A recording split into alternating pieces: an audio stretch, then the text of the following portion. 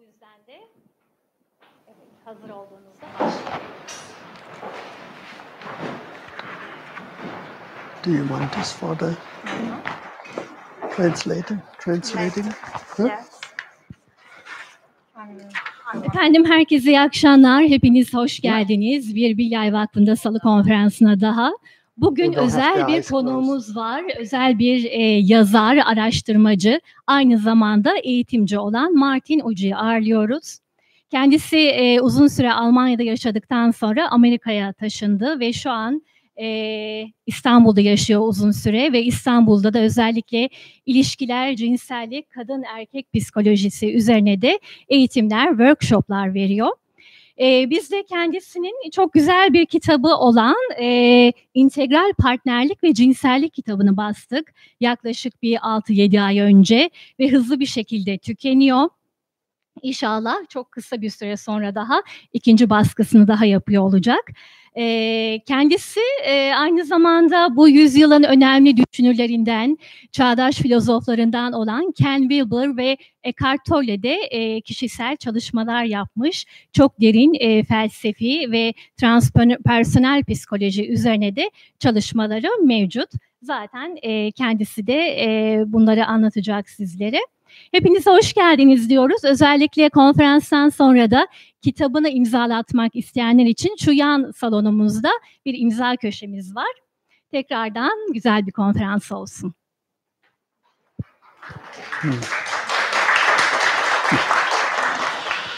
Hoş geldiniz. It's really very exciting to see so many people here. Çok fazla insan gördüğüm için çok heyecanlıyım burada. I think that's the largest crowd we had so far. Hitap ettiğimiz en kalabalık grup. Next time we have to go to Turkcell Stadium maybe. Bir sonraki sefer Türksel Stadı'na gitmemiz gerekecek. Or Vodafone Stadium, right?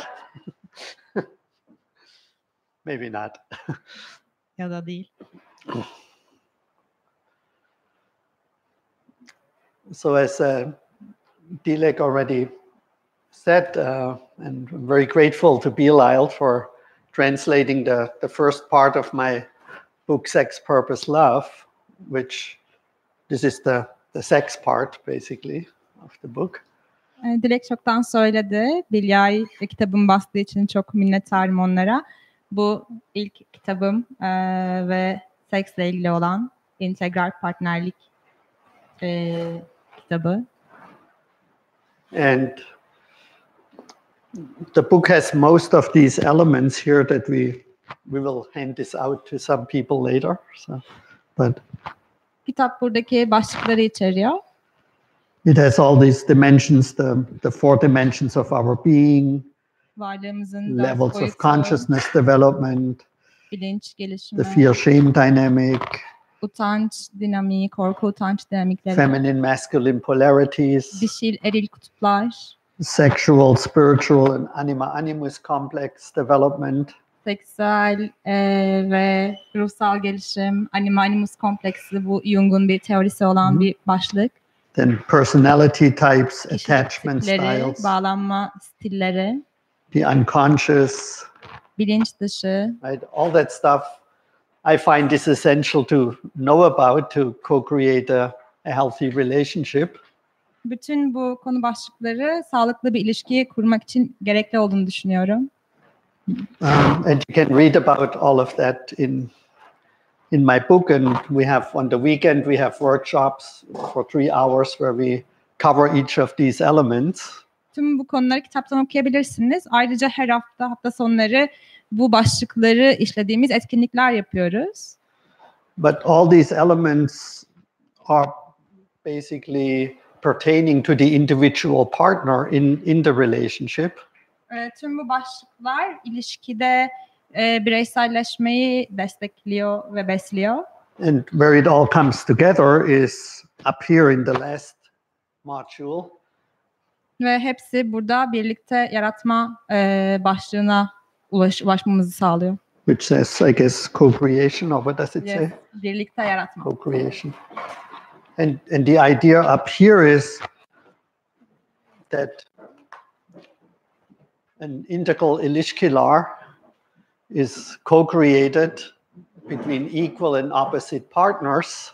Buradaki fikir şu, integral ilişkiler eşit ve zıt karakterlerin, partnerlerin at the level of all 7 chakras. Tüm 7 çakrada da. And most of you, I assume, who's familiar with the 7 chakras or maybe has done some work around that. 7 çakra ile alakalı fikri olan, bilgisi olan kimler var? El kaldırabilirsiniz. Some of you, right? It's kind of popular spiritual thing to. Popüler, ruhsal bir konu. All kind of modalities and techniques to get into touch with the chakras and to open them and. Çakraları açmak için bir sürü teknikler ve yöntemler var. And I thought a lot about the chakras and how we can co-create a love relationship on the level of the 7 chakras and what the dynamics are between partners and the 7 chakras. Çakralarla ilgili ve çakraların ilişki dinamiğindeki yeri ve karşılıklı birlikte yaratmaktaki görevleriyle alakalı bolca düşündüm. And so what I want to offer you tonight and go on a little journey together with you tonight. Bu akşam sizinle beraber küçük bir yolculuğa çıkmak istiyorum. Is that we will first do a meditation. Önce meditasyonla başlayacağız. A chakra meditation. Çakra meditasyonu. And I've never done this before, so it's new for me too. So benim için de yeni, daha önce hiç yapmadım. We have to do this together. Beraber bunu başarmalıyız. Where we will feel into each of the 7 chakras. 7 çakrayı da hissedeceğimiz. And as I will guide you through that meditation, I want you to feel what your charge or your energy is in each of these different chakras. Meditasyonda sizi her bir çakranızın nasıl hissettiği, oradaki enerjinin nasıl olduğunu keşfetmek için yönlendireceğim. Specifically, if there is a more outward giving or outward forced charge. Orada özellikle bir dışarıya yönelen bir enerji mi var? Or if it's more a receiving energy, a receiving daha charge. fazla enerji alan, içeriye doğru enerji alan bir his mi var? And if you're closed or open. Veya orası çakra kapalı mı, açık mı? Or if there is like a neutral charge, you feel like it's neither in a giving or receiving charge. Veya daha nötral, ne verici ne alıcı bir his. Or it may even shift, right? That you first feel, oh, it's a giving charge, but then you also feel maybe a receiving charge, right? Veya değişiyor olabilir. Önce veren bir enerji hissedersiniz, sonra daha alıcı bir enerji hissedebilirsiniz. And then you will just turn to a person next to you or a person behind you. Sonra hemen yanınızdaki partnere döneceğiz. We will hand you out this sheet as a reminder with the words, so you don't have to remember everything. And you're gonna share with your partner the energy that you felt in each of the chakras. Burada meditasyonda da konuşacağımız kelimeler var. Bunları hatırlamanız için bu kağıtları vereceğiz sizlere ve sonra partnerinizle buradaki kelimeler üzerinden çakranızdaki enerjilerin nasıl olduğunu paylaşabileceksiniz. And that will give you information about what's on the back of the sheet.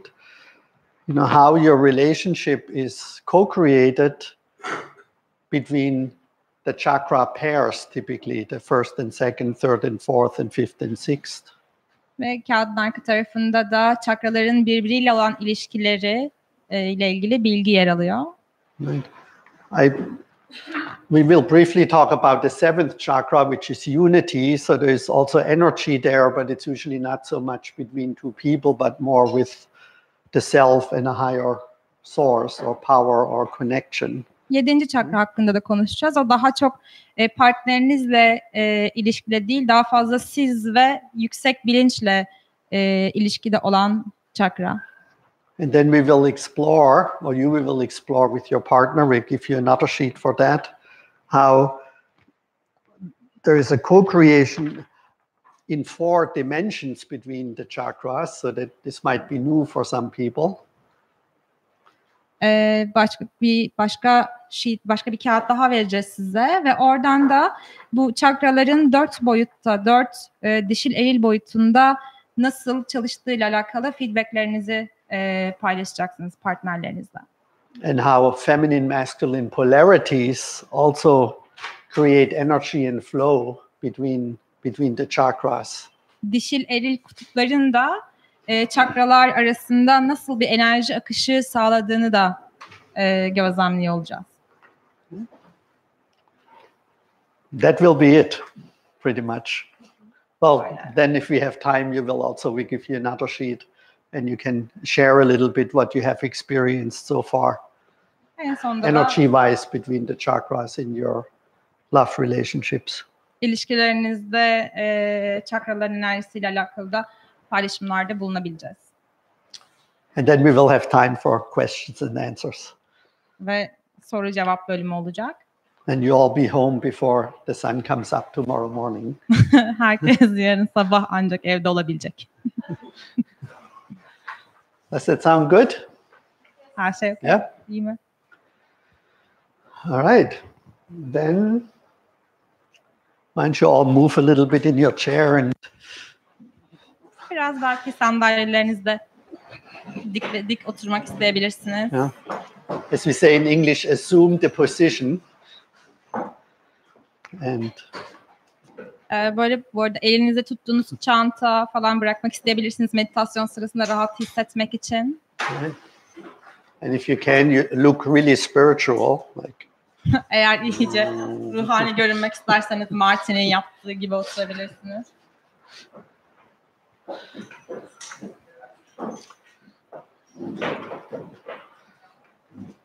We shouldn't take this too seriously, right?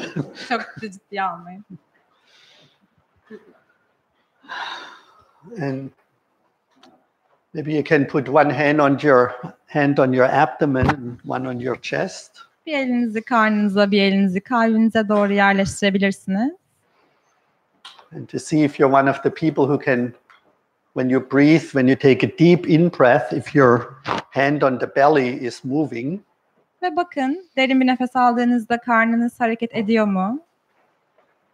And your hand on your chest will be relatively still. Göğsünüzdeki el ona göre daha sabit olacak. And it's called breathing into your abdomen, breathing into your belly. Buna karın nefesi deniyor. And I do that so naturally for many years that I didn't even know that some people cannot do that. So it's not a big deal if you can't, but it's something you might want to start practicing too. Ben bunu yıllardır çok doğal bir şekilde yapıyorum. Bunun üzerine çalışılması gereken bir şey olduğunu ve bazı insanların yapamadığını bilmiyordum. Breathe into your belly and we will breathe into all the 7 chakras as well as we. Eğer yapamıyorsanız çok önemli değil ama bu üzerinde çalışmanız gereken bir şey. Ve karın nefesi aldığınızda 7 çakraya birden nefes almış olursunuz. All right, then you can close your eyes if you like or lower your gaze, just looking down. Ve hazır hissederseniz gözlerinizi kapatabilirsiniz veya bakışlarınızı daha aşağıda bir yere sabitleyebilirsiniz. And listen to the sound of the bell arising out of the background noise, the fan, the air condition, and then fading back into the background noise. Zil sesinin arka plan sesleri arasından yükselişini ve sonra alçalışını, kayboluşunu takip edin.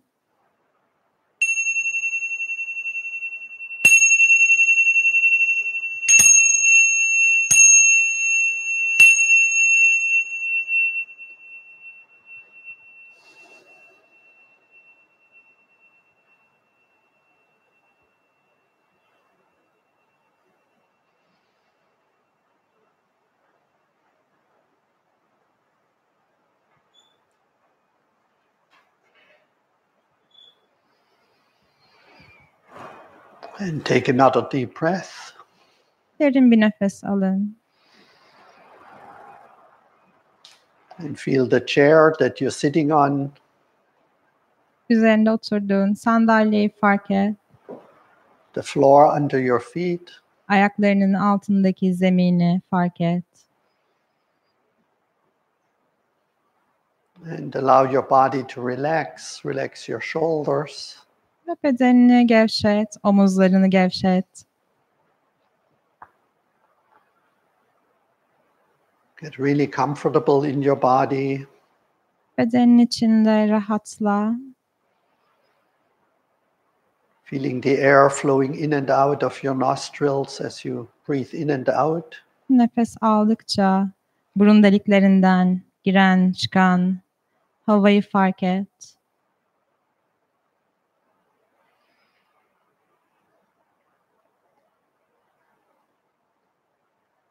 And we begin by feeling into what's called our root chakra. Ve şimdi dikkatini kök çakraya doğru getir.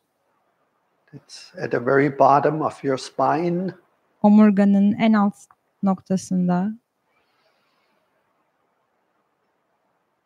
Please take a deep breath and breathe in deep down there where you feel the surface of the chair, your buttocks.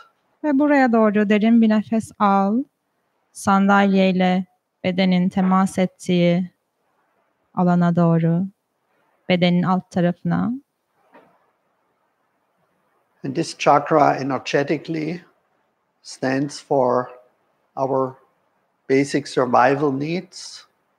Bu çakra temel olarak bizim temel hayatta kalma işlerimize hizmet eder. Our safety needs. Güvenlik ihtiyaçlarımıza. Our need for food. Yiyecek ihtiyacımıza. For shelter. Barınma ihtiyacımıza. For material things that we need for our survival. Hayatta kalmamız için ihtiyacımız olan nesnelere, onları bulmaya. Money. Paraya. Just generally, do you feel financially secure, materially secure? Finansal olarak, parasal olarak güvende hissetmeye, nesnesel olarak güvende hissetmeye ihtiyaçların karşılanmış olduğuna. Do you feel safe in your home? Evinizde güvende olup olmadığınıza.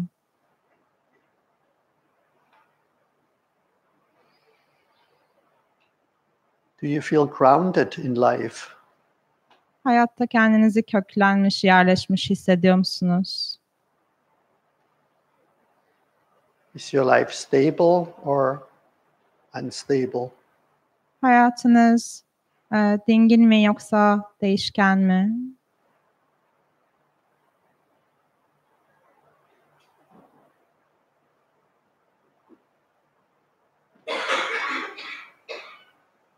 And when you feel into that first chakra, Bu çakrayı hissettiğinizde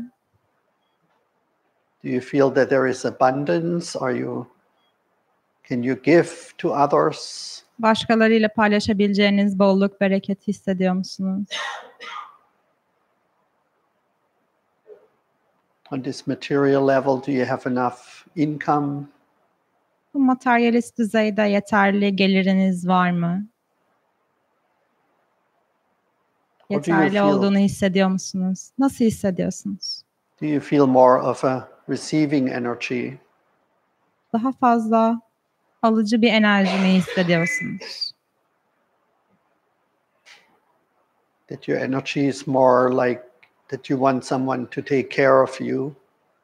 Buradaki enerji birinin sizinle ilgilenmesini istediğiniz yönde mi? Enhances your life through material goods, a nice home, a stable life. Hayatınızı daha stabil, tutarlı şekilde genişletmeye yönelik bir enerji mi var?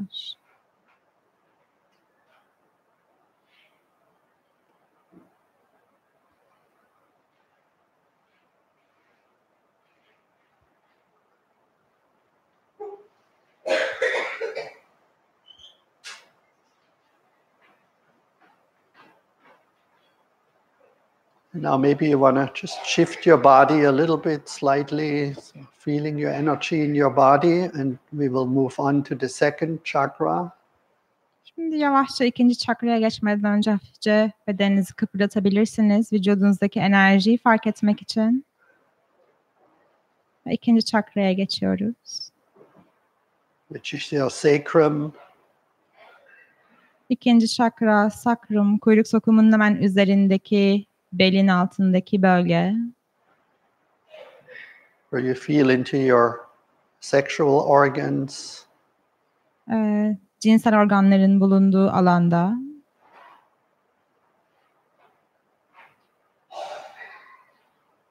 Into the life-giving energy. Hayat veren bir enerji. Into your sexual energy. Seksüel enerjiniz.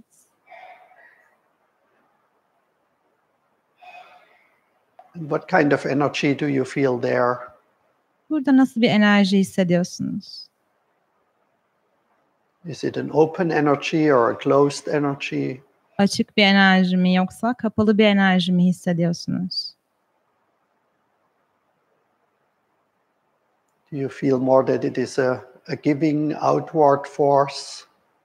Dışarıya doğru verici bir enerji mi, verici bir güç mü hissediyorsunuz? Or a receptive receiving energy? Ya da daha fazla içeriye doğru alan bir enerji mi hissediyorsunuz?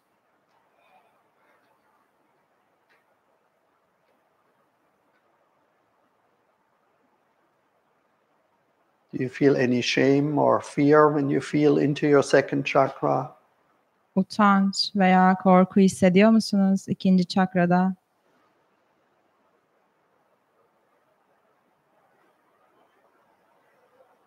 Any longing, any desire? Arzu, istek hissediyor musunuz?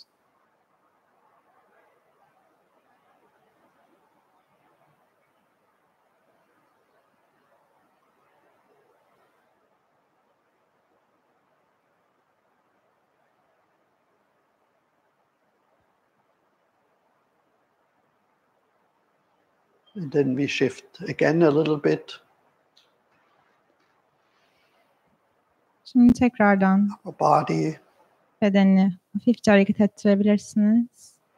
And taking a deep breath into your abdomen. Karnınıza doğru derin bir nefes alın. And you may even put your hand on your belly, onto your solar Elinizi plexus. koyabilirsiniz. Solar plexus çakranın üzerine. Right below your rib cage. Hemen göğüs kafesinizin altında.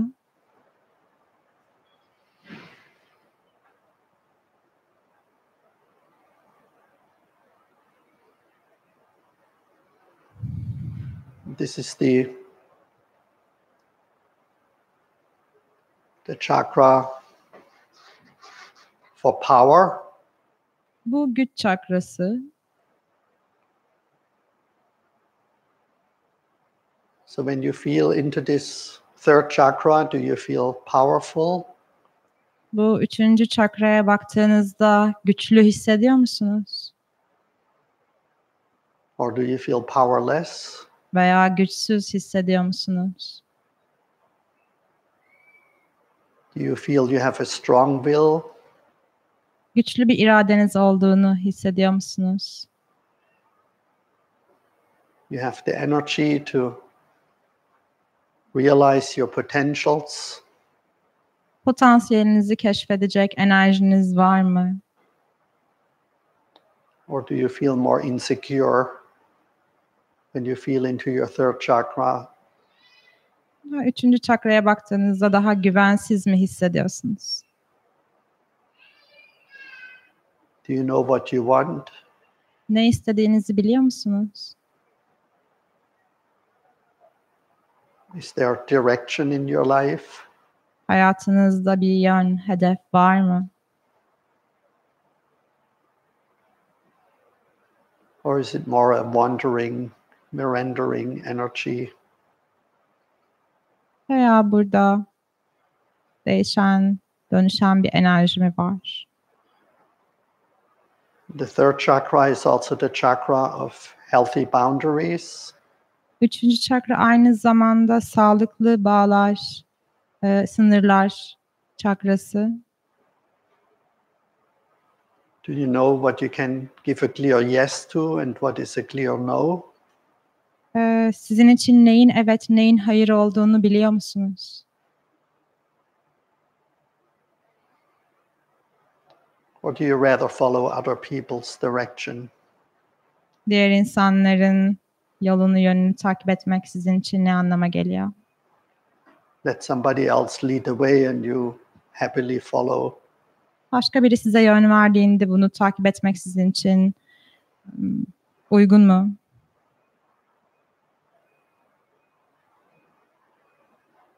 Are you typically the one who leads or the one that follows?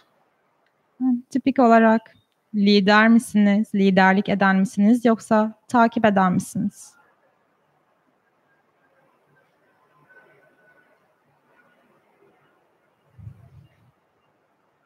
And then we will shift again a little bit. Maybe move your upper body a little bit, relax your Yavaşça shoulders.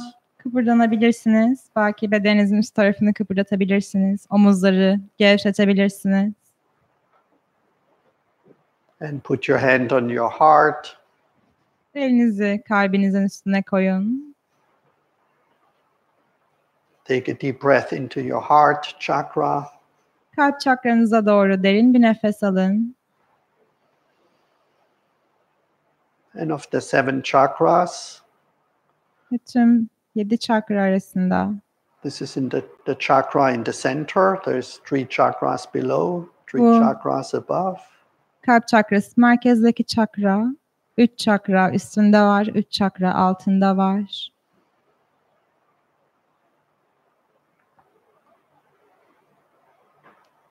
This is the chakra of love, Bu sevgi, aşk çakrası, of feelings, duyguların çakrası, of connection. bağlantıların çakrası. So how does this chakra feel for you? Bu çakra nasıl hissettiriyor sana? Is your heart open and generous? Kalbin açık ve cömert mi? To care and have empathy with others? Başkalarıyla alakadar olmaya, empati kurmaya. Is it an embracing energy? Bu destekleyici bir enerji mi? Do you allow yourself to be open and vulnerable? Kendini açık ve kırılgan hissetmeye izin veriyor mu? Or is your heart more closed, protected? Ya da kalbin daha kapalı, daha korunaklı mı? And do you feel you need some care and some empathy? İlgiye ve empati From kurulmaya ihtiyaçlı hissediyor musun kendini?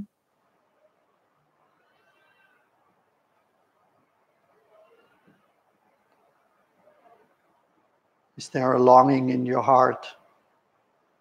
Kalbinde arzuladığın, hasret duyduğun bir şey var mı? To receive more love, more attention? Daha fazla sevgi, ilgi care. görmeye, daha fazla alaka görmeye hasretin, isteğin var mı? And since the heart is at the center of the 7 chakras, do you feel balanced? Bu ortadaki kalp çakrasında dengeli hissediyor musunuz? Between the lower 3 chakras and the upper 3 chakras? Alt ve üst çakralar arasında denge hissediyor musunuz? Do you feel that your chakras are well integrated, or do you feel that they're more dissociated and maybe partly repressed? Çakraların bütünsel çalıştığını hissediyor musun? Yoksa her biri ayrı şekilde mi hareket ediyor? Farklı enerjiler mi var?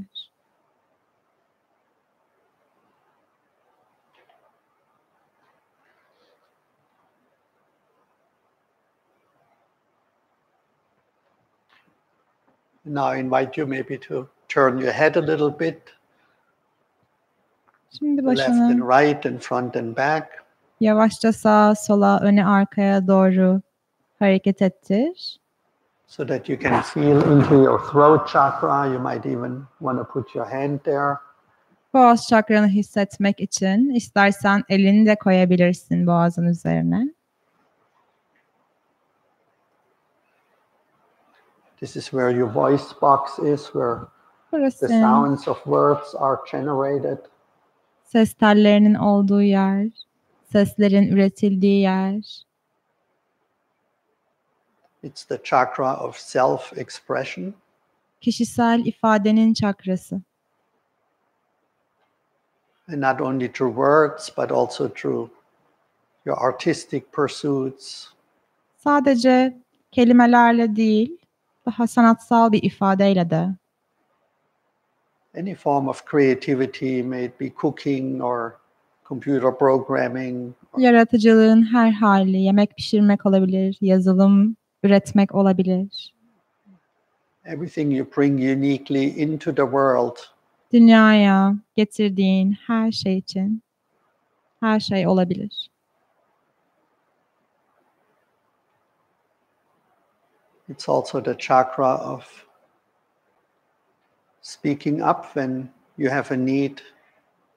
Burası aynı zamanda ihtiyaç duyduğunda konuştuğun çakra.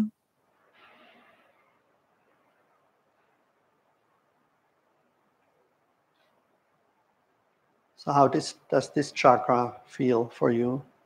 Bu çakrada nasıl hissediyorsun? Are you secure and inspired and creative? Güvenli, ilham almış ve yaratıcı hissediyor musun? Or does it sometimes feel inhibited that you don't speak? Veya yeteri kadar konuşmadığını mı hissediyorsun? You're not sure what your contribution, your gift for the world is. Dünyaya ne vereceğinden çok emin değil misin? Do you rather listen than speak? Konuşmaktansa daha fazla okumayı mı tercih ediyorsun? Rather consume, maybe watch TV or be on the internet. Veya daha fazla tüketmeyi mi tercih ediyorsun? Televizyondan, internetten. As a passive consumer. Buna pasif tüketicilik deniyor.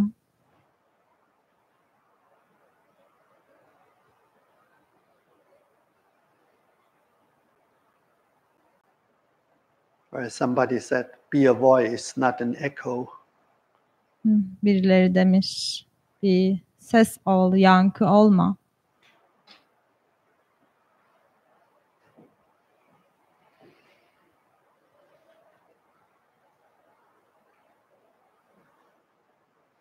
So is your throat chakra open or closed? Boğaz çakran açık mı, kapalı mı? Are you more extroverted or introverted? Daha içine kapanık mısın yoksa dışa dönük müsün?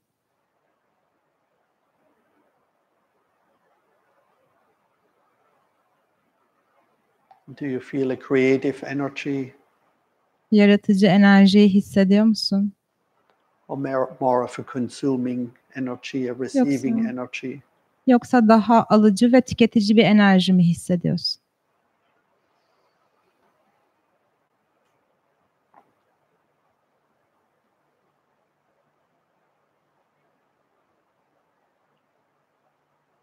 And then we move on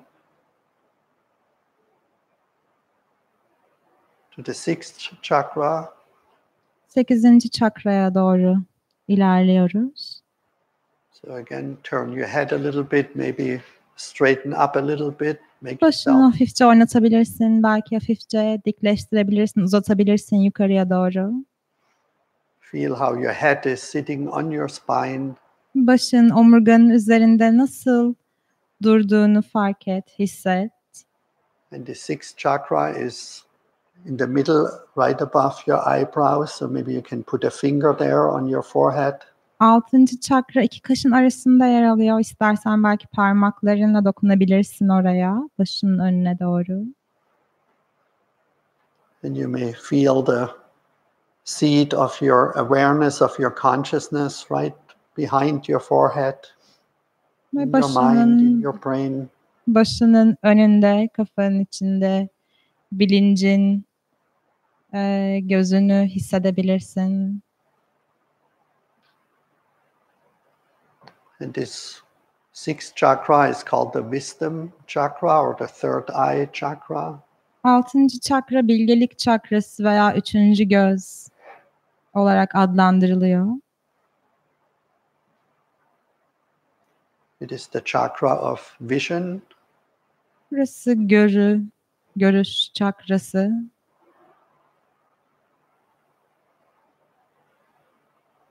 And it's quite different from knowledge. Bu bilgiden bayağı farklı. Knowledge is information. Bilgidir. Türkçe'de ikisi de benziyor. Wisdom is to know what to do with knowledge and information. Bilgelik ise o bilgiyle ne yapacağını bilmektir. How to put all this information, all that knowledge into service of others and ourselves. Bilgelik, bilgiyi diğerlerinin hizmetine, kendinin hizmetine nasıl sunacağını bilmektir. So when you feel into this sixth chakra, Bu 6. çakrada nasıl hissediyorsun? do you have a clear sense of what is serving you and others? Sana ve diğerlerine neyin hizmet edeceğiyle ilgili bir hissin, bir öngörün var mı? And that may well include ethics and morality. Etik ve ahlaki değerlerle ilgili. Do you have a clear vision why you are on this planet? Bu dünyaya niye geldiğinle ilgili net bir görüşün var mı?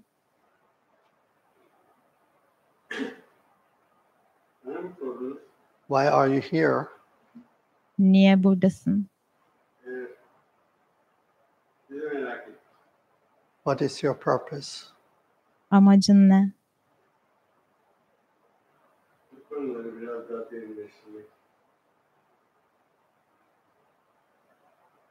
Do you have the wisdom to impact the things that you have control over and Üzerinde etkin olan şeylerdeki bilgeliğini geliştirmek mi?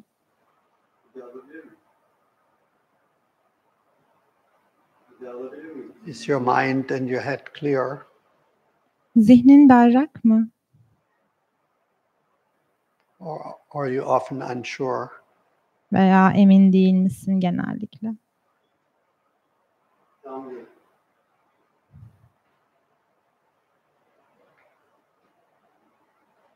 And you rely on the wisdom of others? Diğerlerinin bilgeliğini görebiliyor musun?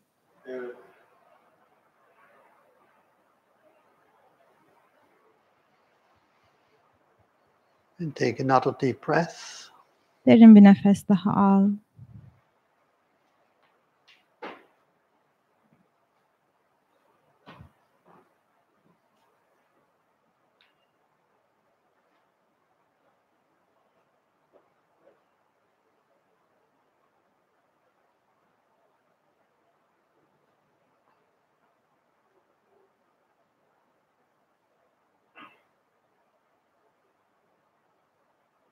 When we feel into the seventh chakra, 7. çakrayı hissettiğinde, which is the crown chakra, bu taç çakra, above our head, başımızın tam üstünde,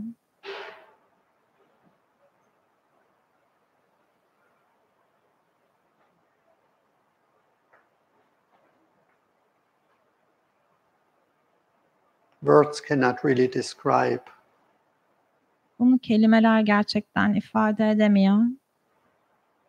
The unity, the oneness, Buradaki birliği, tekliği, birlik ve teklik hissini, that is represented by the seventh chakra. 7. çakranın sunduğu bu hisleri kelimeler gerçekten ifade edemiyor. Our connection to God or spirit, Allah'la, Tanrı'yla veya yüce ruhla olan bağlantımız, the oneness with that out of which the material world, materyal dünyanın dışındakiyle olan birlik hissi and thoughts emerge. ve bu birleşme hissi,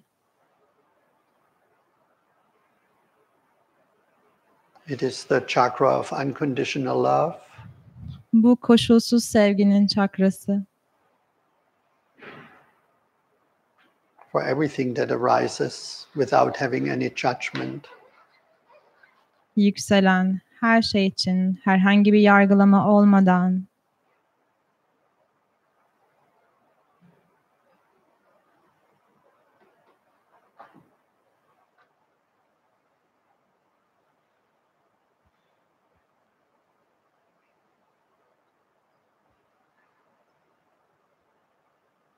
And finally, maybe you can quickly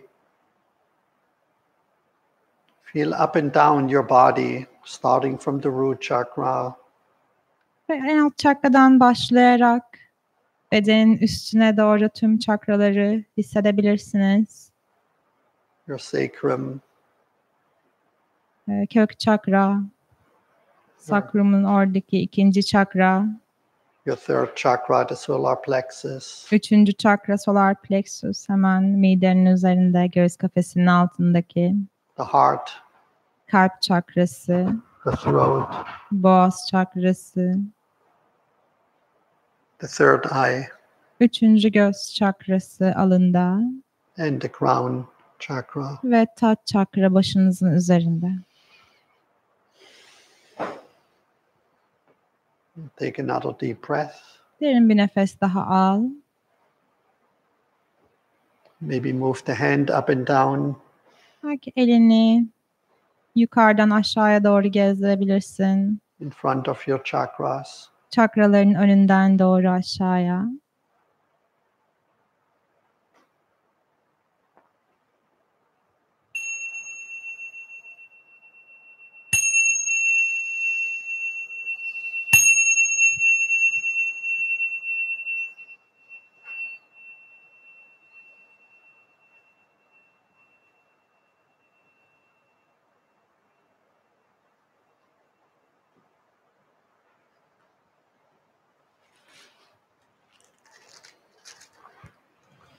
Do you know where the binders are? Do you know where the binders are? Fatma, can you hand out the binders?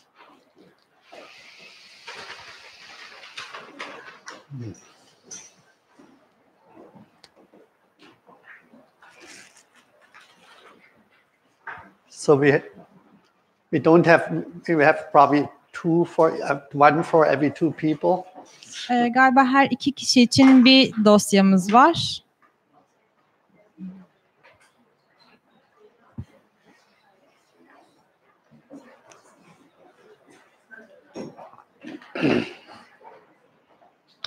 So when you get the little binder, if you pair up with someone either next to you or behind you. Dosyalarınızı aldığınızda hemen yanınızdaki veya önünüzdeki kişiyle paylaşırsanız.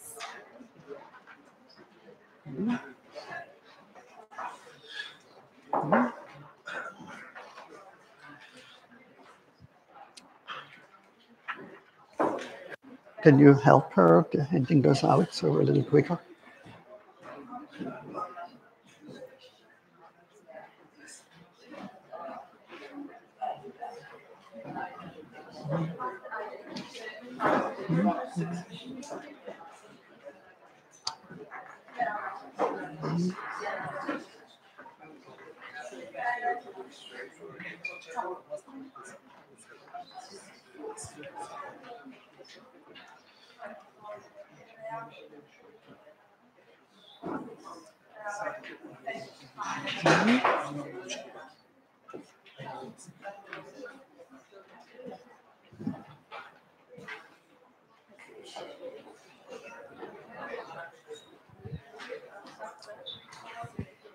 So if we don't have enough, you can also pair up with 3 people. That's fine too, huh?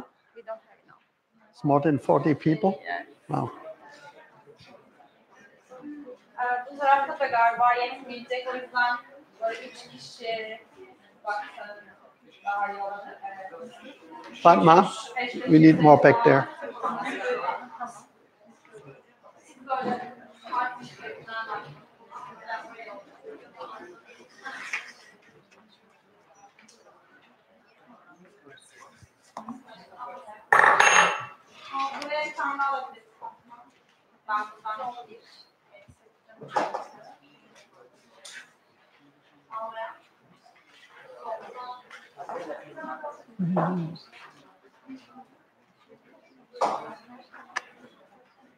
So what I invite you to do now you can do with one partner or maybe with 3 people. So don't stay by yourself. 3 kişi yapabilirsiniz. Kendiniz tek başınıza kalmayın. Is that you look on this side. Şimdi bu tarafına bakın, elinizdeki kağıtların. You can also. Fatma, can you also hand out that? There's like pens in there.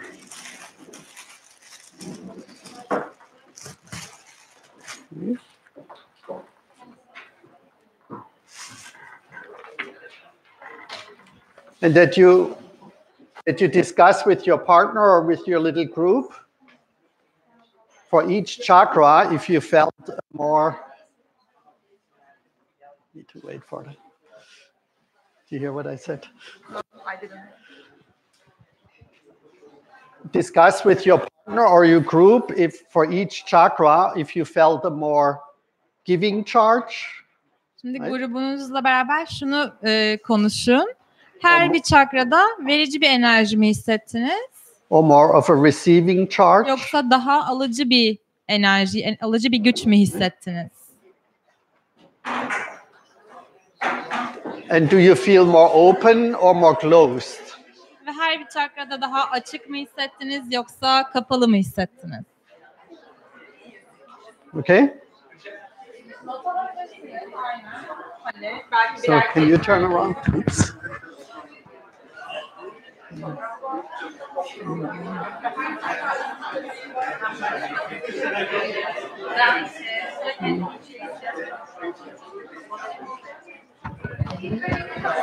Do the people back there have enough? Do the people back there have enough sheets? Because this guy has.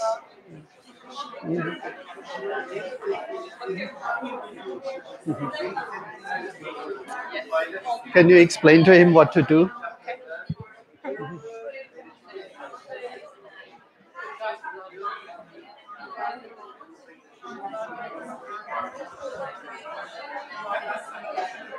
Are you two together?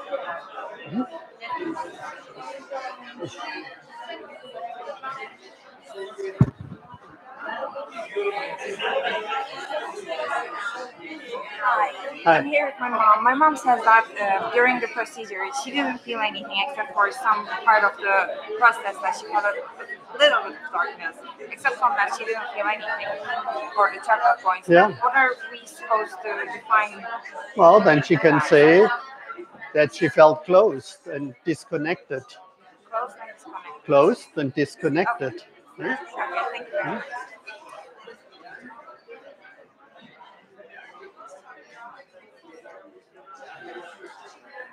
If people have questions, they can raise their hand. Eğer sorunuz varsa el kaldırıp sorabilirsiniz. Hani paylaşmakla ilgili.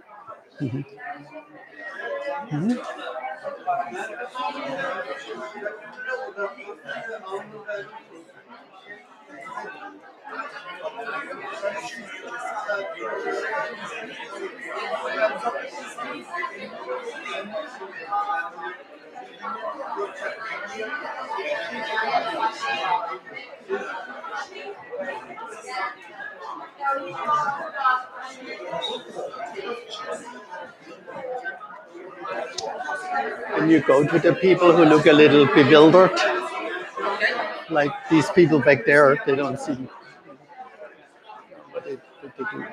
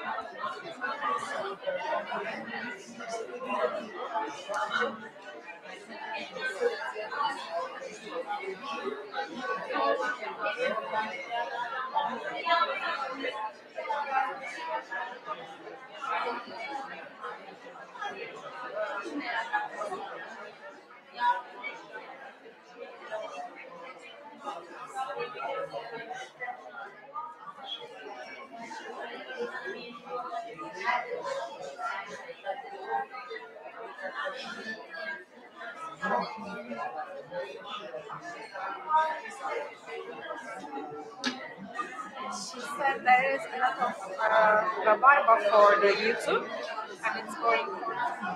It's going what? It's ring for you to keep your feet and move forward.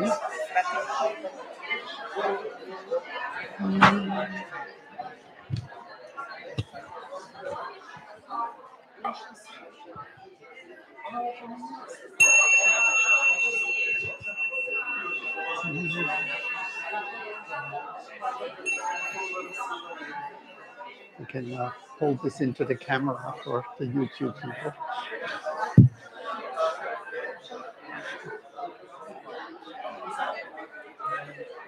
Can everybody please go?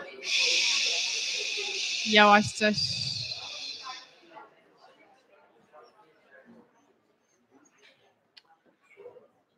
Thank you.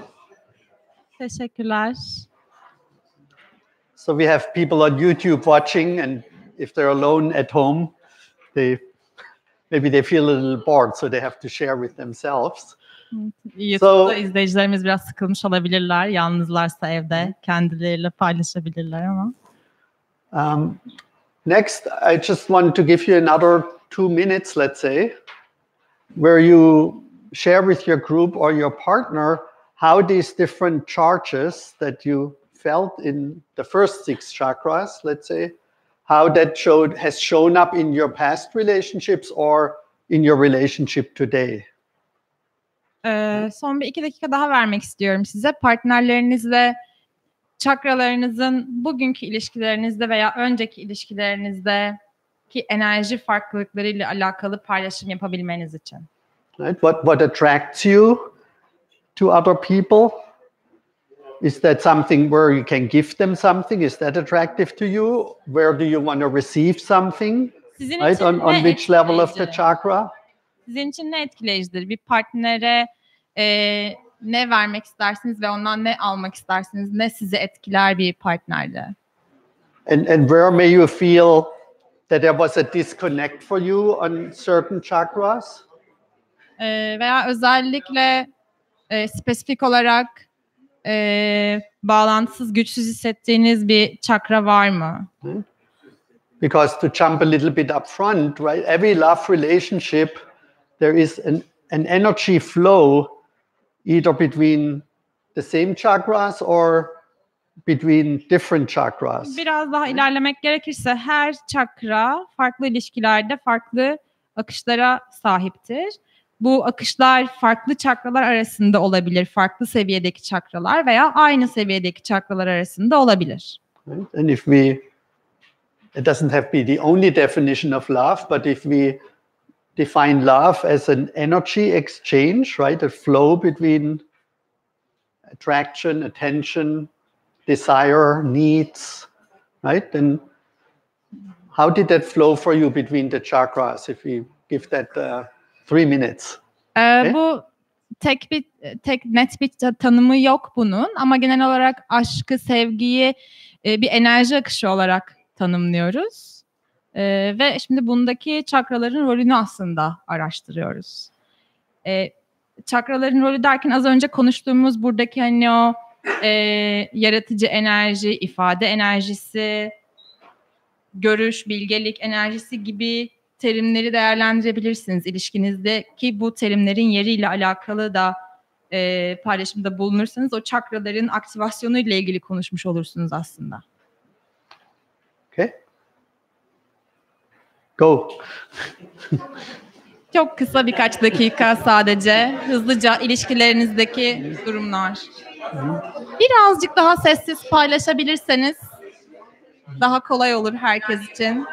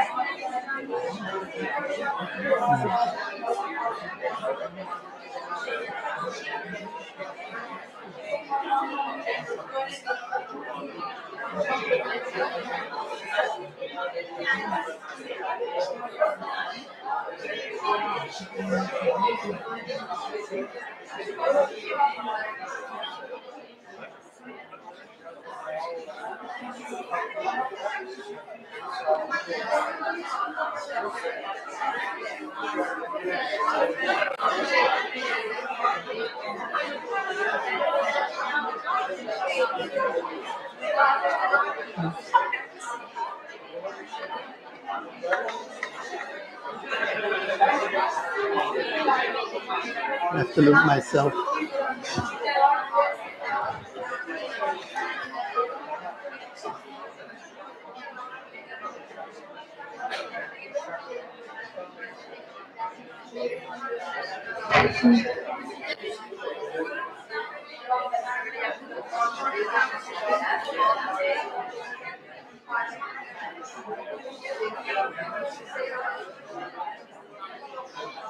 Is that right?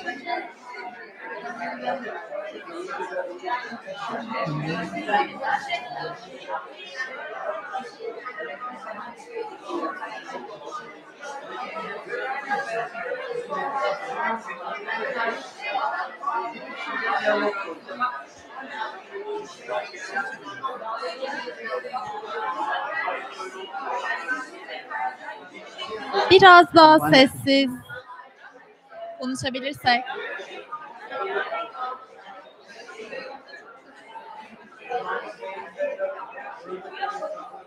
Biraz daha sessiz.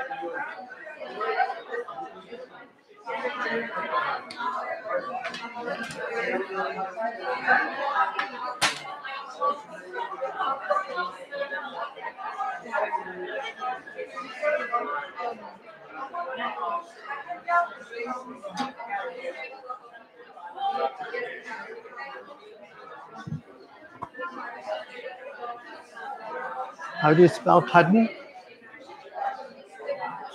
T-A-D. Yes, and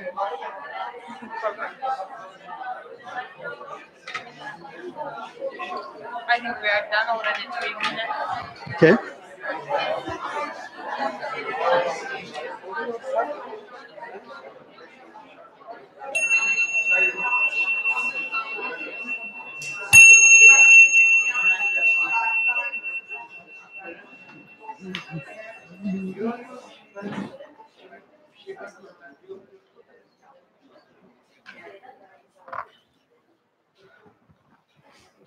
Okay.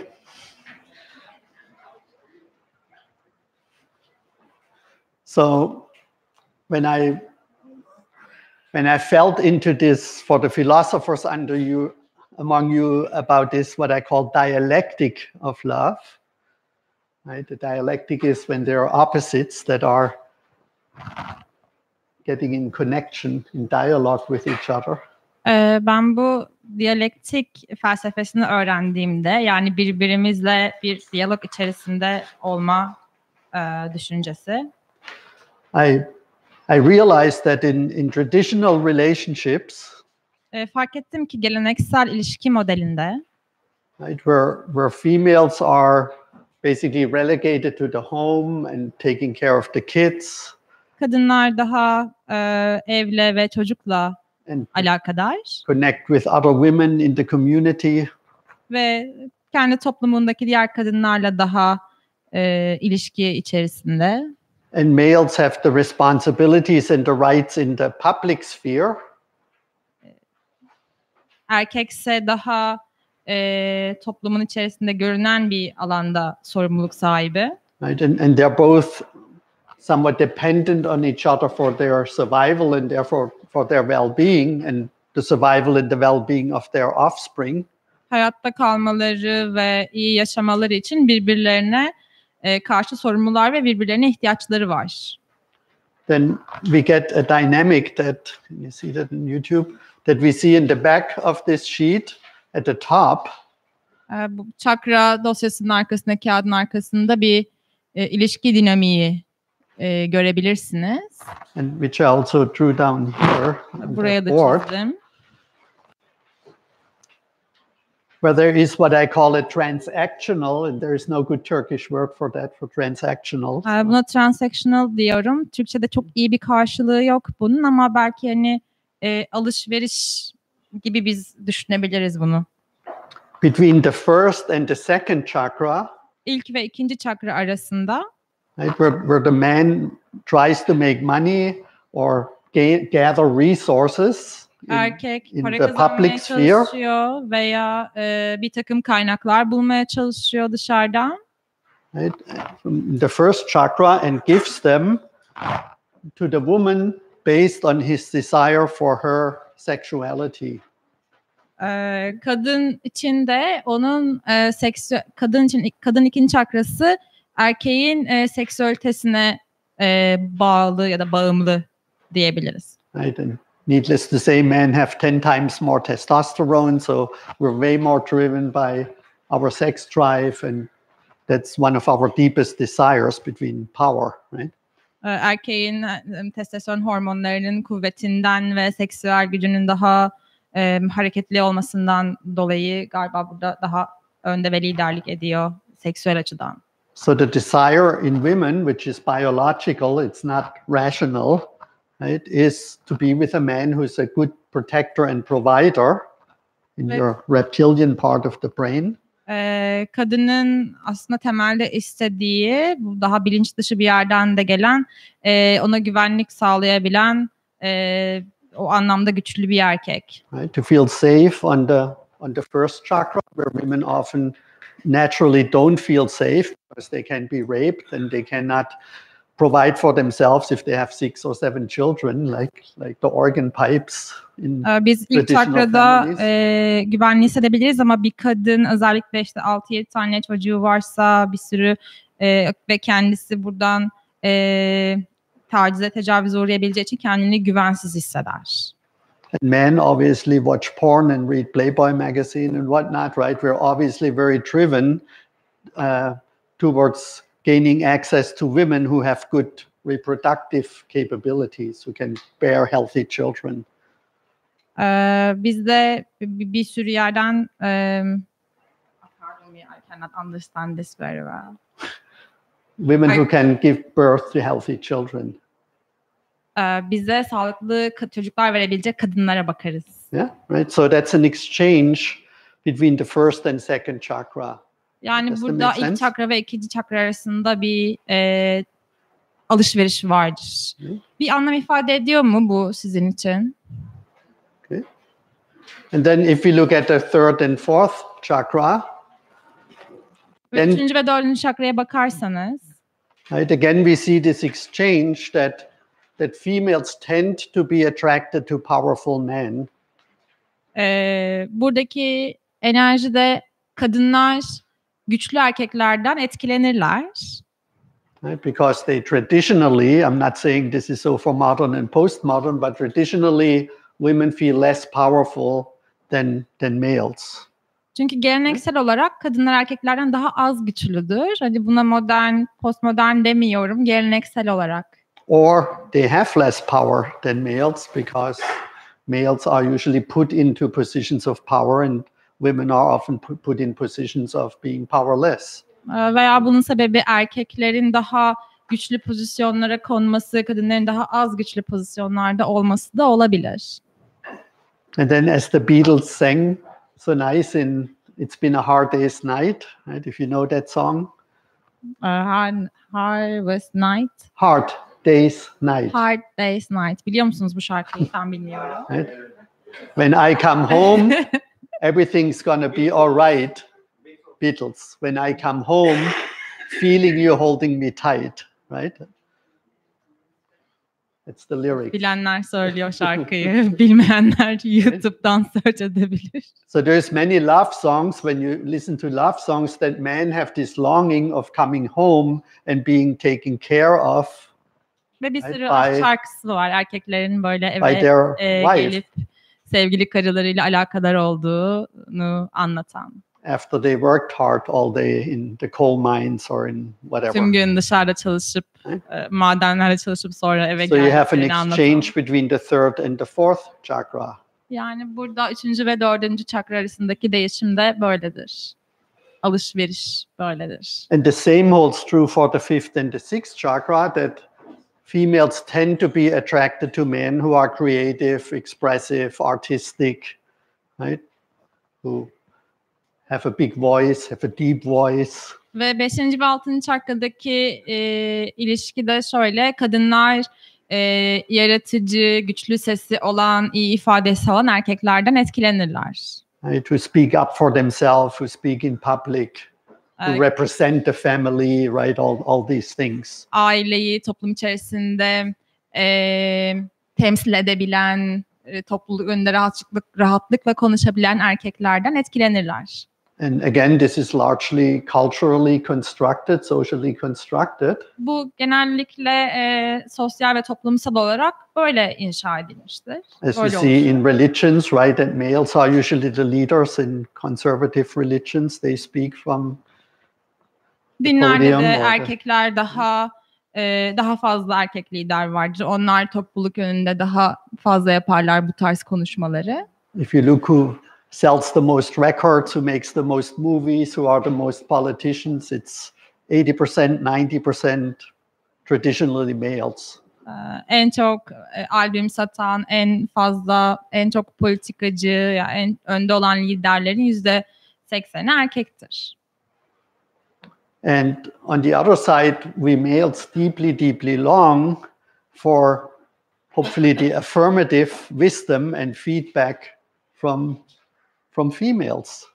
Ve bizler de genellikle ve çoğunlukla kadınların bilgeliği ve görüşüne hasret oluruz, istek duyarız. Right? We males typically want to know that these things that we produce somehow touch you, somehow help you, somehow inspire you. Speaking to the women. Kadınları nasıl etkileyebileceğimizi, nasıl onlara dokunabileceğimizi. And that you admire us and reward us with your love and your sexuality. Onlara dokunmak, onları sevmek isteriz ve siz böylelikle bizi kendi sevginiz ve cinselliğinizle kucaklayabilirsiniz. And as long as, again, in my observation, as there is a balance in this give and take, right? Both sides get what they are bargaining for when they start a relationship or get married. Ve yine benim gözlemime göre bu ilişkiler içerisinde, bu çakralar arasındaki ilişki bizim nasıl bir ilişki kurduğumuza ve nasıl bir evlilik yaptığımıza etki eder. Right? We feel love for our partner. Partnerimize aşık oluruz. We get our needs met. Çünkü ihtiyaçlarımız eşleşmiştir. And we lovingly meet the needs of our partner. Ve biz partnerimizin de ihtiyaçlarıyla eşleşmişizdir. It's in a way very simple, right? Bu çok basit, temel bir durumdur. And it becomes problematic when one person, let's say, no longer holds up their end of the bargain. Bu iş karmaşıklaşır, problematik hale gelir. Partnerlerden bir tanesi bu ilişkiyi kestiğinde.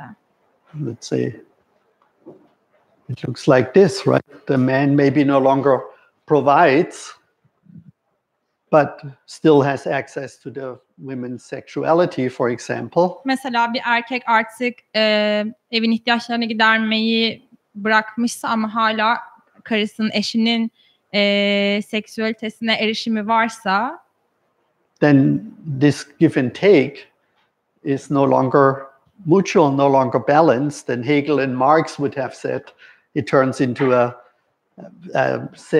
master-slave relationship, but we don't necessarily have to go there.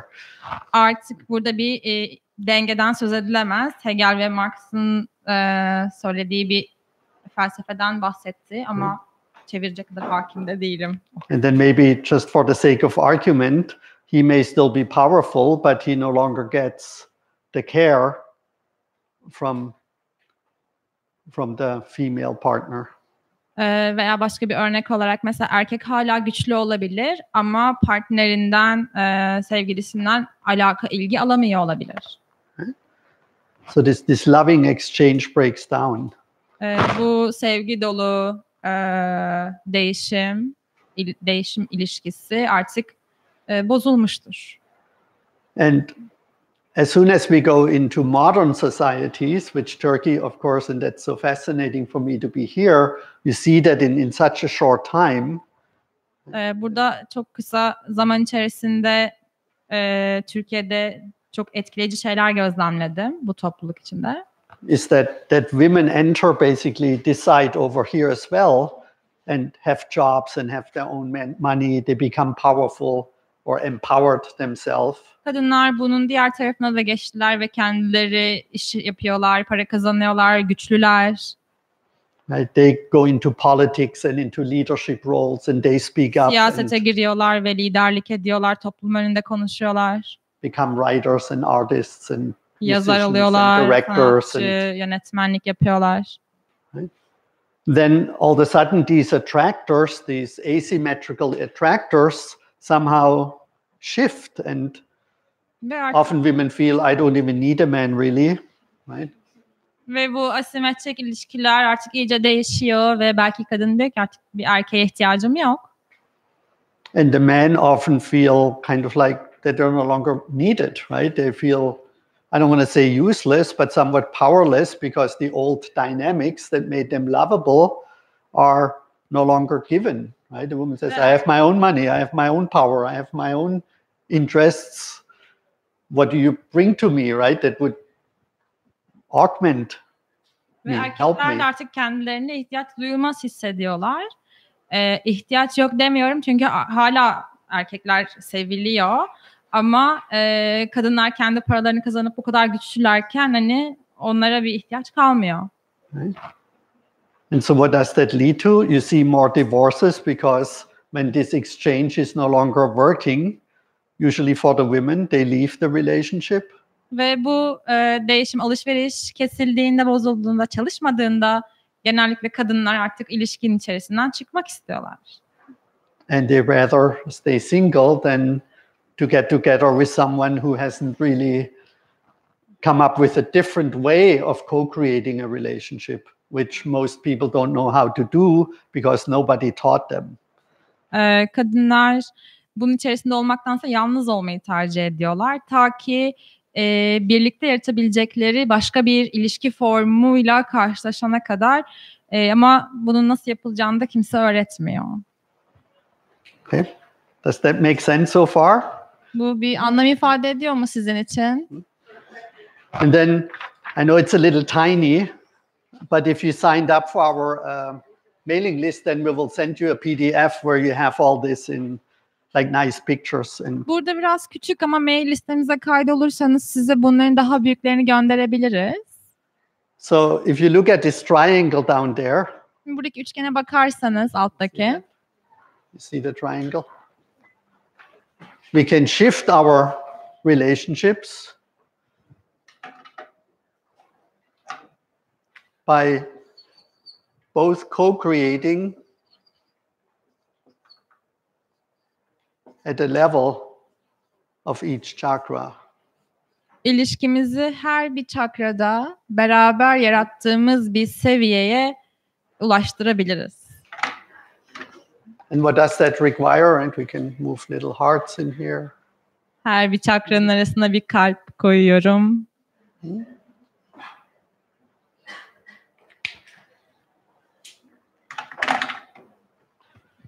Right, that requires that we develop each chakra, capacity on each chakra to make this contribution into the relationship. Her bir çakrada yaratacağımız enerji, bu ilişkinin içerisinde her bir çakrada farklı enerjiler yaratılabilir. And that it's not only like the giving, but also the receiving, right? That it goes in both directions. Yani sadece vermek değil, aynı zamanda da almak. Right? Ateş eden çakralar. Right? So when you feel in your chakras or felt in your chakras that you feel you can openly receive the gifts, right? The material gifts from your partner, but you can also give into the relationship. Ve şimdi her bir çakrayı bu şekilde hissettiğinizde Örneğin materyal bir hediyeyi rahatlıkla aldığınızda hissedersiniz. İlişkinize bir hediye verdiğinizi de rahatlıkla verdiğinizde hissedersiniz.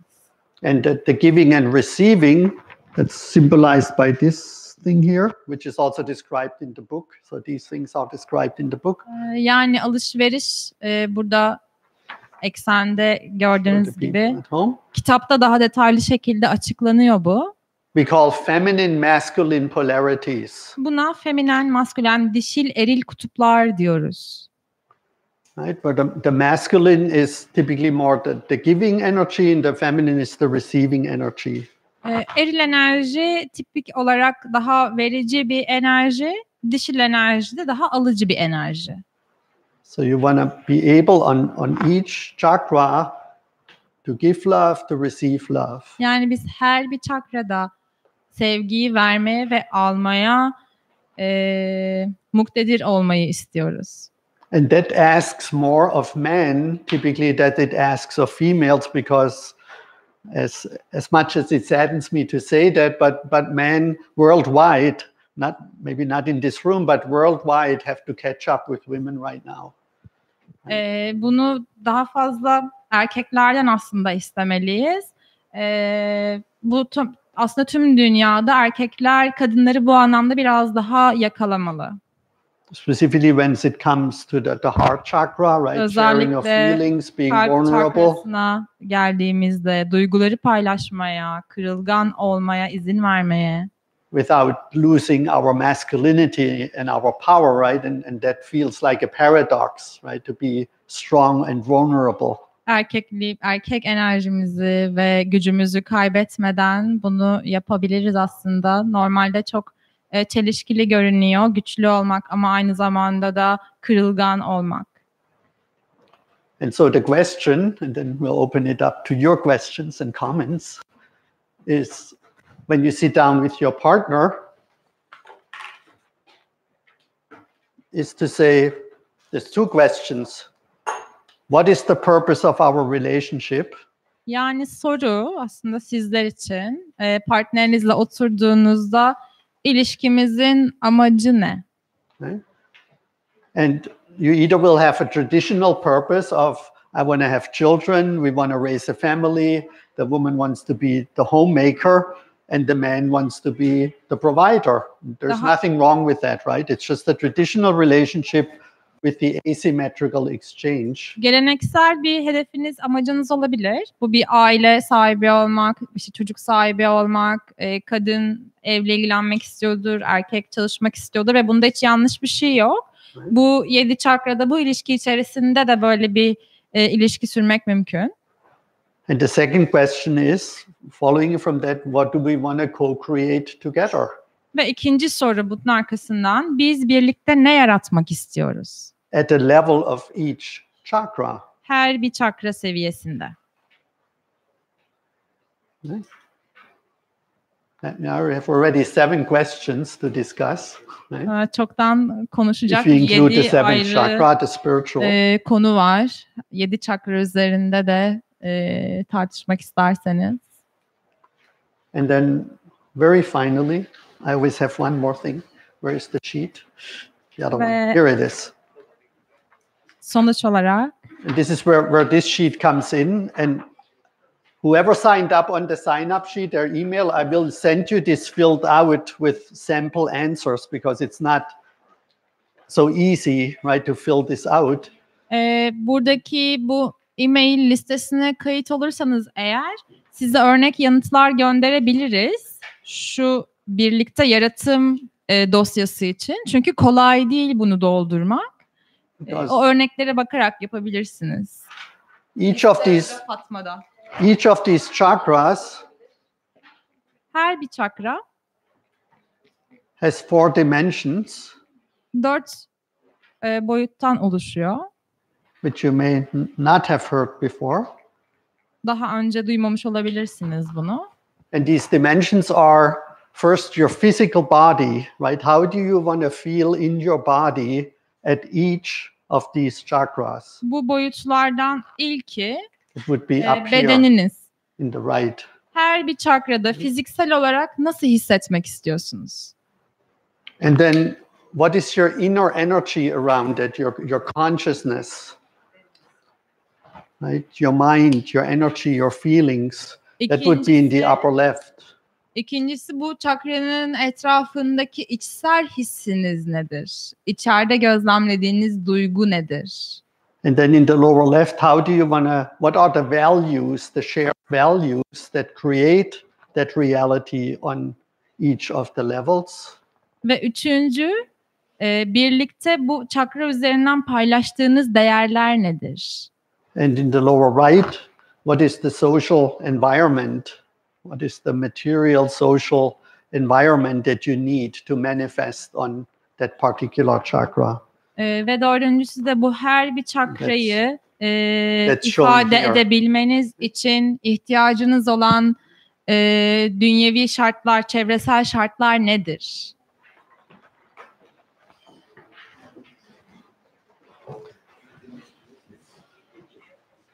So that's the conversation you're going to have on your next date or with your partner. Bu sizin bir sonraki sevgilinizle buluşmanızda konuşabileceğiniz bir konu. You look at the 6 chakras, you look at your energies, you look at the exchange. 6 çakranıza bakın, enerjinize bakın ve enerji değişiminize bakın. And is the flow in one direction from one partner and the direction to the other partner, or is it a mutual co-creation? Çakralar arasında bir partnerden diğerine doğru bir akış mı var, yoksa iki partner arasında karşılıklı bir alışveriş mi var? And then everything else is in the book, so I don't need to talk about that. Who has the book already? Kitapta bulabilirsiniz. Kitap kim sordu çoktan? Kim istemişti? You people? No? Anyway, it's a very good book, I heard. Birazdan çıkışta hemen yan taraftaki kitabı alabilirsiniz ve Martin de imzalıyor olacak karşı kapıda. There's a friend of mine said if you buy the book and it becomes a bestseller, you know a famous author. Bir arkadaşım dedi ki eğer kitabı çok satarsan en çok satan yazar olursun. And if it doesn't sell very much, then you own a rare book. Eğer çok fazla satmazsan da nadir bir kitabın sahibi olursun. So you can't lose. O yüzden nasıl istiyorsanız. Okay. Who has a question or a comment? Soru veya yorum alabiliriz. The microphone, so Sorusu olan veya bir yorumda, paylaşımda bulunmak isteyen varsa. Şimdi şu iki yönlü enerjilerin akışında karşılıklı iki insan arasında aura var. Yani aura katmanlarımız çektiğimiz enerjiye göre mevcut.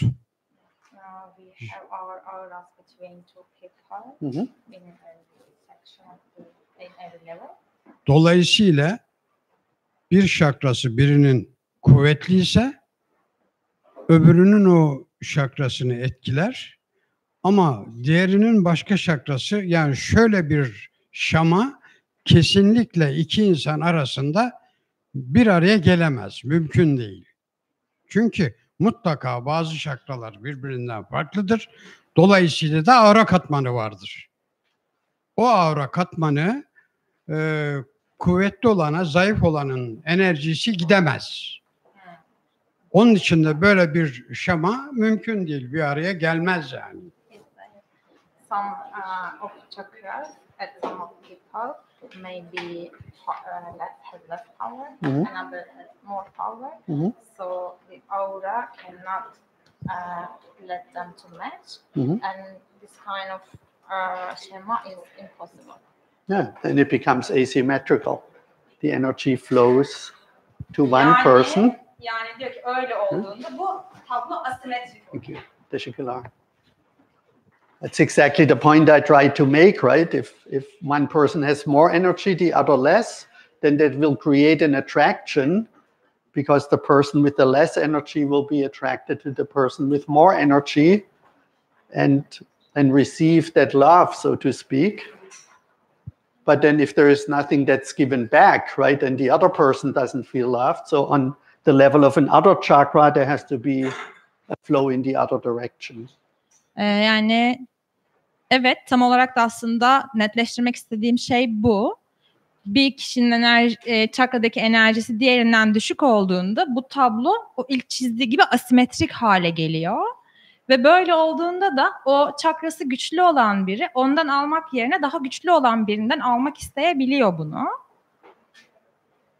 And that's also probably a reason why we're not romantically attracted to most people, because there is no energy flow. Right? Bu temel olarak niye herkesten romantik olarak etkilenmediğimizin de yanıtı aslında. Çünkü herkesten aynı enerji akışını almıyoruz. And why we often feel like on just looking at a person for a second or two and we already feel that energy flow. Right? Ve bazen de birine baktığımızda çok ciddi bir enerji akışı hissediyoruz ilk bakışta bile. What's the question?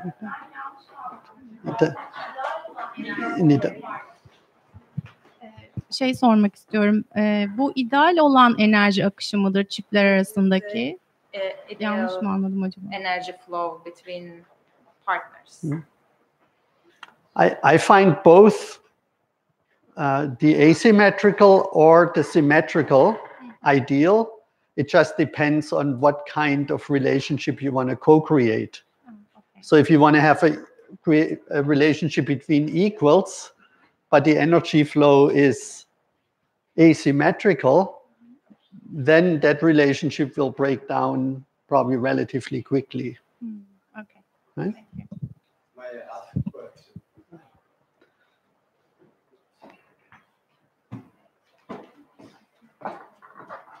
He wants to ask a question. Şunu çevireceğim. First translate your answer. Oh. Burada ideal olan sizin ilişkinizde ne yaratmak istediğinize bağlıdır. Sizin yaratmak istediğiniz şeye bağlı olarak buradaki asimetrik ilişki de sizin için ideal olabilir. Benim soruma asimetrik meselesi benim havra dediğim sorunun karşılığı oluyor. Evet, asimetrik meselesi o da karşılığı. Şimdi çizdiğiniz tabloya göre birinci, üçüncü ve beşinci çakralar eril çakralar 2, 4, 6 dişil ve her bir eril dişili mi etkiliyor öncelikle?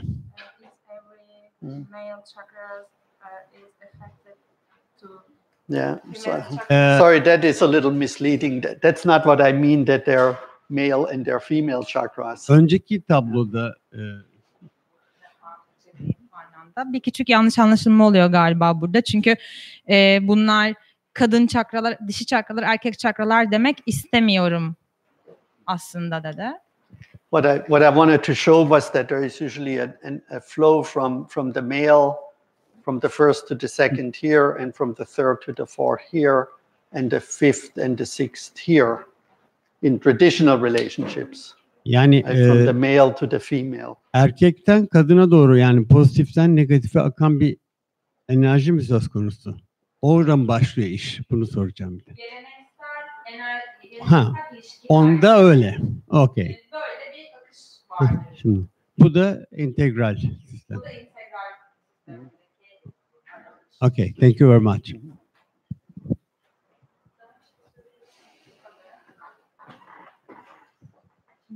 Benim anladığım kadarıyla ilişkilerde kadın erkek ne istediğini bilecek ve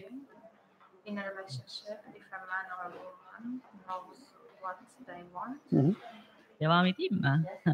Kadın erkek ilişkilerinde ne istediğini bilecek ve kadın doğru eşi nasıl seçecek? How they know what they want and how a woman can choose a ideal partner. Teşekkürler.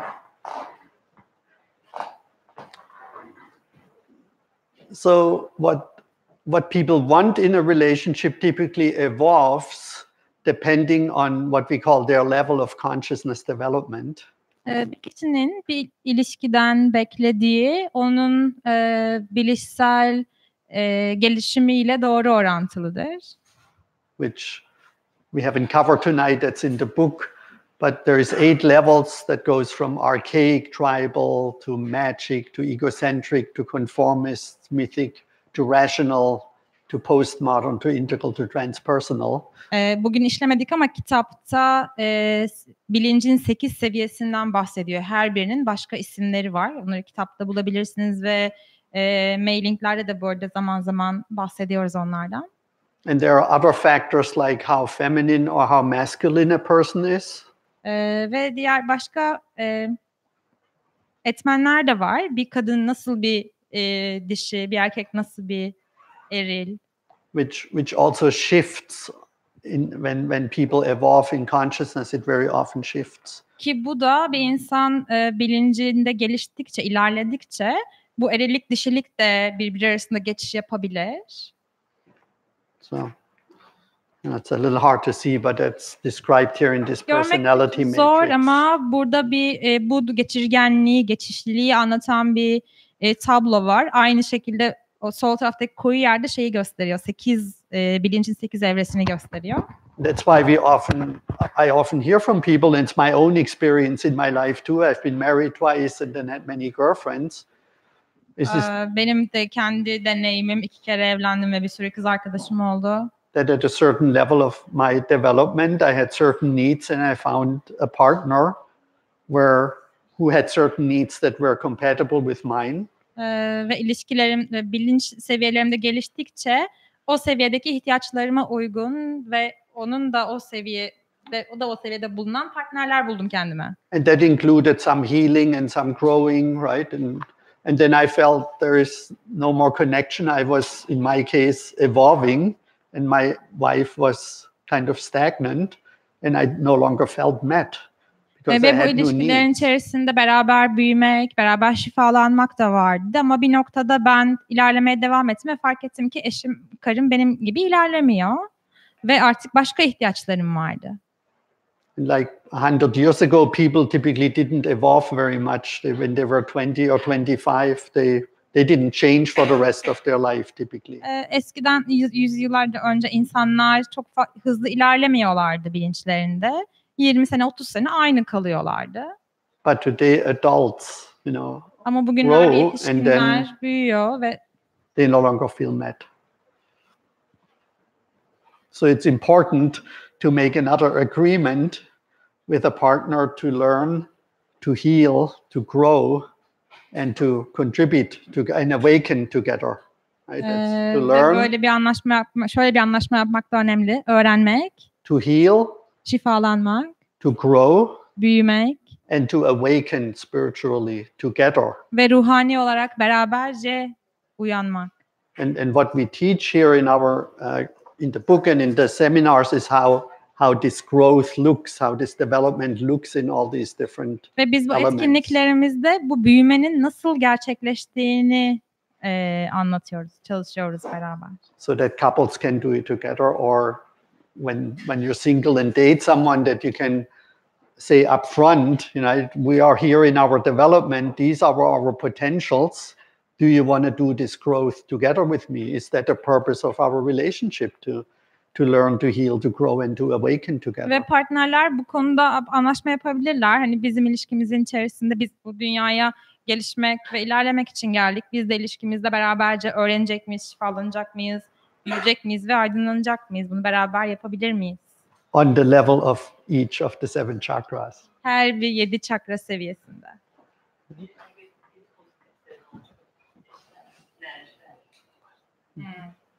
There's a question back there. Energies are one of positive, one of negative, then what happens? Well, can you bring them, or hang on a sec. I mean, daha çok tespitler dinledik. Yani bu we'll get to that in a moment. Bu hissedilmeyen çakraların nasıl aktif edilecekleri ilgili herhangi bir şey duyamadım ben şahsen. Yani bununla ilgili kitapta mı yoksa başka türlü mü öğreneceğiz? Genelde hep tespit dinledim ben. I usually heard information, but how can I activate them? I cannot hear about it.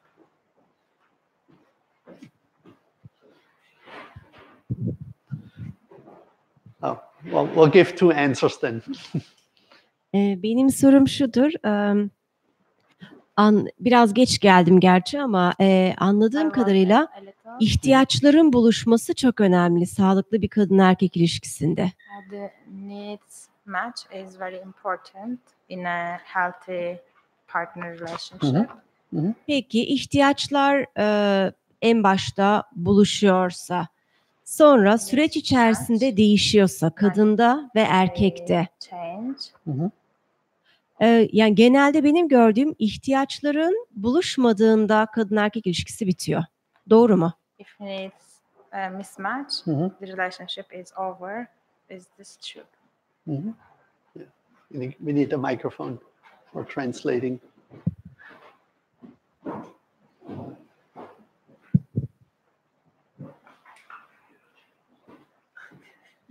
So to your question, there are many, let's say, helping professionals. Öncelikle çakraların aktive edilmesi konusuyla alakalı gelen soruya. That have developed different modalities for opening. Çakraların aktivasyonu ve çalışması için hizmet veren bir sürü uzman var. Onların gelişimi ve açılması için. The chakras, and I'm sure you find resources here in this community. Bu topluluğun içinde sorarsanız eminim kaynak bulabilirsiniz bu konuda.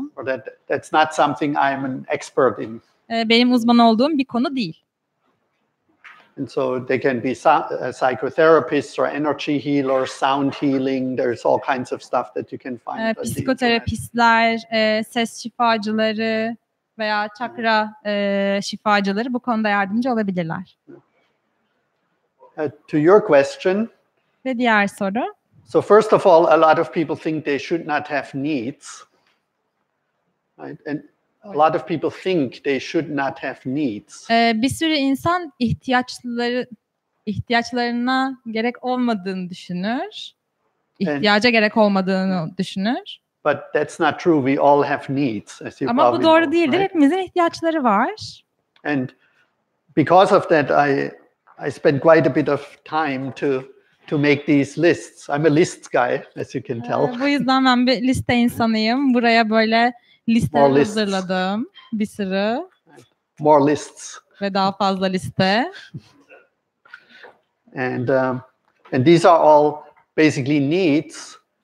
Bunlar çok temel with different ihtiyaçlar. columns, need to have, can tolerate, would like to develop, blah blah blah. So the first step is, of course, to sit together with someone and to express what are each other's needs. Or even before you go on a date, you should be clear about what your needs are, right? Before you fall in love. Netleştirmemiz için buradaki kolonlarda ihtiyaçlar yazıyor. Mesela hani işte sevdiklerim, sevmediklerim, geliştirmek istediğim şeyler gibi. Aslında bir buluşmaya bile çıkarken ihtiyacınızın tam olarak ne olduğunu bilmelisiniz. And there is a difference between need and neediness. I know in Turkish, if you. Evet. Aslında bir farklılık var burada. Bir tanesi ihtiyaçlar, bir tanesi de düşkün olmak. İhtiyaca düşkün olmak. And neediness is if we project our needs on our partner and punish them when they're not willing or able to meet them. Düşkünlük aslında partnerimizi ihtiyaçlarımızı karşılayamadıklarında suçladığımız haller. And as soon as we realize that a need is something that's basically personal. Ve fark ederiz ki aslında ihtiyaçlar çok kişisel. And there are often many ways to get a certain need met. There are many ways to get a certain need met. Biz bir sürü aslında ihtiyacı da harcıyoruz. Gerçek ihtiyaçları karşılanmasına engel oluyor bu bir sürü gereksiz ihtiyaç. That often opens up options, right, that we can then share with our partner without driving a man into shame of not being able to meet the needs or a woman into fear that she doesn't get her needs met. Aslında burada opsiyonlar sunabilmeliyiz partnerlerimize. Hani bir kadını utandırmadan ya da bir erkeği korkutmadan ihtiyacımızla onlara onların karşılayabilecekleri ihtiyaçları sunabilmeliyiz. which leads to the fear-shame downward spiral in Burada relationships. korku utanç diyagramını görebilirsiniz. Right, this thing here. That usually happens when one partner projects his or her needs onto their other partner in a needy way. Bu genellikle partnerlerden bir tanesi diğerine kendi ihtiyacını düşkünlükle yansıttığında oluşur. And now, of course, we could get into the more details. Of course, there are some primary needs where we really need our partner to be cooperative, but very often there are some kind of psychological neediness or some old wounds or trust issues or all kinds of stuff that is actually our stuff. Bazı temel ihtiyaçlar var. Aslında sizin sorunuza da cevap oluyor. Bazı temel ihtiyaçlar var. Bir de bu ihtiyaçların dışında bizim çok daha aslında geriden getirdiğimiz ihtiyaçlar var. Eski yaralar mesela. Onlar bizde eksik olanlar. That we project on our partner. And there is a book called Undefended Love. They say we should go from need to want, to desire, to preference, to no preference. So like it's an evolving spiritual path. Ruhsal gelişim yolundaki yaralarımızı need, want, ihtiyaçlar, istekler, desire, arzular, preference, tercihler, no preference. Ve tercih etmediklerimizi aslında böyle açıklayan bir kitap var bununla alakalı. I'm not buying 100% into that, but it's an idea, right? %100 katılmıyorum buna ama bir fikir. And you hear that in people's language and in your own language. Ve önemli bir şey de sizin diliniz ve onun dili. I really need you to talk to me now. Şimdi gerçekten benimle konuşmanı istiyorum. And there's obvious, you never listen, you never talk to me. Asla dinlemiyorsun, hiç benimle konuşmuyorsun. Or I could say, I really would want to talk to you as soon as possible. Mümkün olan en kısa zamanda benimle konuşmanı istiyorum. I have a deep desire to connect with you more authentically. Would you be willing sometime kurmaya ihtiyacım var. To try to connect with me a little bit more? Benimle biraz daha bağlantı kurmayı deneyebilir misin? So it kind of goes in levels. Ve bu böyle gidiyor farklı seviyelerde. Okay. One more question and then we... Son bir soru varsa? Or is everybody...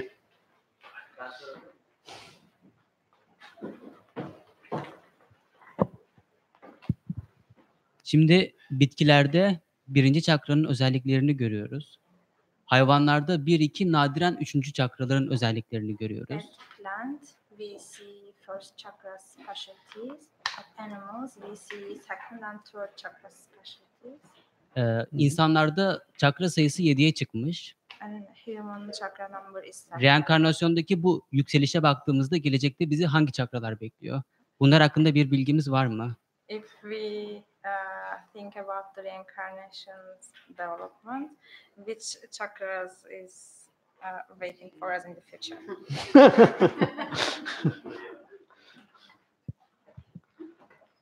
Oh, I have no idea. Hiçbir fikrim yok. I'll think about that. Thank you. Düşüneceğim bununla alakalı. Okay, thank you all so much for coming. Çok Especially teşekkürler also to the men. geldiğiniz için. Özellikle erkeklere teşekkür ediyorum. When I came to Turkey a year ago, the woman said there will be no men at your events. Turkish men are not interested in this. Türkiye'ye ilk geldiğimde erkeklerin olmayacağını söylemişti. Kadınlar bana erkeklerin ilgilenmediğini söylemişlerdi. And I'm so glad that they were wrong. Evet, şimdi görüyorum onlar yanılmışlar. And thank you to all the women who are ve kadınlara da çok interested in teşekkür what this ediyorum. guy from California has to say. So, thank you. Kaliforniyalı bu adamla Namaste. ilgilendikleri için çok teşekkürler. Thank you. Teşekkürler.